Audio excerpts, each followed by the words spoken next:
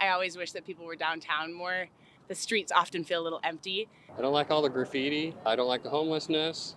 They don't like the trash that the homelessness leaves everywhere. What is our tax dollars going to? It's disgusting. And that's, what we were built on. Downtown was thriving at one point. I used to work night shift as a nurse. The homeless, I knew who they were. They knew who I was.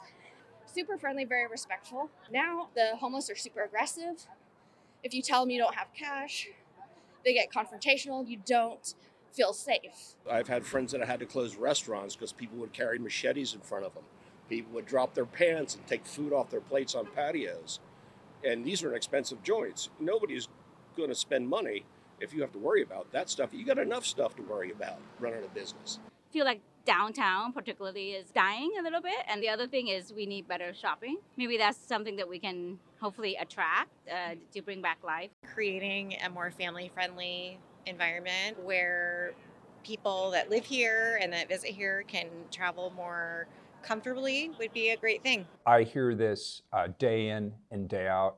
If I'd had the opportunity to interact with these individuals, I'd say, I hear you, I understand, I agree, and here's what we're doing. First of all, people need to know what my philosophy is.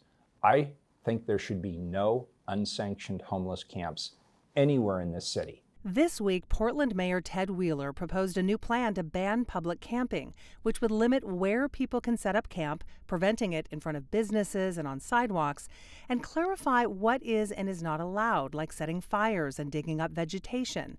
But he says this goal is not new. I reached this point of frustration early in my first term, and I've been saying for at least 6 years of the 7 years that I've been mayor that we will have no unsanctioned homeless camping in the city of Portland. That's our North Star. That is our goal. But to get there, it won't solve the problem to just sweep people into the next jurisdiction. Frankly, people do that to Portland all the time. It's not a solution. The mayor says he's focused on getting people the help they need when it comes to addiction treatment and mental health services, even though he says tasks like hiring contractors to deliver social services to the homeless don't typically fall to the city. But we can't wait until the state acts. We can't wait until the county acts. We don't get access to any of the Metro homeless service dollars. Those all go to county government, and then we sit there with the tin cup begging for services. I can't wait. And so if I shifted on anything, about 6 years ago, I said, we need to invest. The city has spent millions on programs to connect people to services like Portland Street Response, to give the homeless places to stay like Safe Rest Villages and the new Task City sanctioned sites, and to clean up the mess downtown. When I asked the mayor about the public's perception of inaction on the part of the city, he referenced 2 laws that he says have impacted his ability to clear homeless camps. In 2018, the Ninth Circuit Court ruled that enforcing criminal restrictions on public camping constituted cruel and unusual punishment unless the city could provide shelter.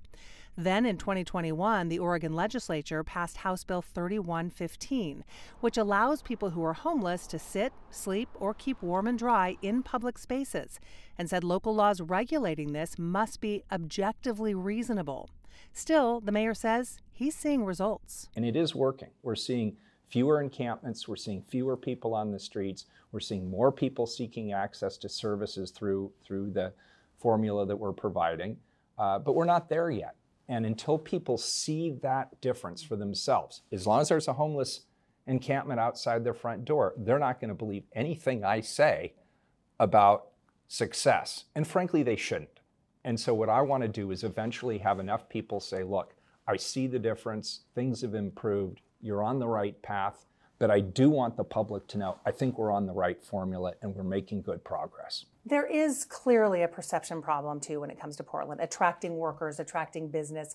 What are you doing? What is your frustration when it comes to the perception? How off base is the perception, in your opinion? And what are you doing to try to get people back into the downtown? What I hear and what the data shows, this is a fact, when people come to Portland and see it for themselves, they are twice as likely to say things have improved than people who have not come here. Their impression is literally twice as good if they see it with their own 2 eyes. You can lose a reputation overnight, and it can take you years to get that reputation back.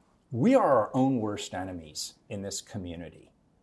You do not see other cities organized to go and tell the rest of the world how bad things are here. People from Portland are so willing, they line up at the national microphones to talk about how bad things are in the city of Portland. Fine, I acknowledge they have been really bad. But let's then, with the same degree of enthusiasm, talk about what we're doing here, because people don't know, and talk about the improvements we've made. You were born and raised in Portland, went to school in Portland. I mean, this is your home. Can you just talk about personally what it's been like for you to see what's happened to the city of Portland over the last several years? It's been heartbreaking. It's been devastating. And as the guy who frankly gets blamed for it more often than not, it's sad. It's disappointing. Part of my legacy, I hope, is I'm still here. I stuck with it. I could have done what 3 of my predecessors in a row did. I could have called it quits after one term. Walk away from it. Let somebody else deal with this. And I chose not to because I care about this community. I like to think that by the time I leave in 9 months, this community will be better for it.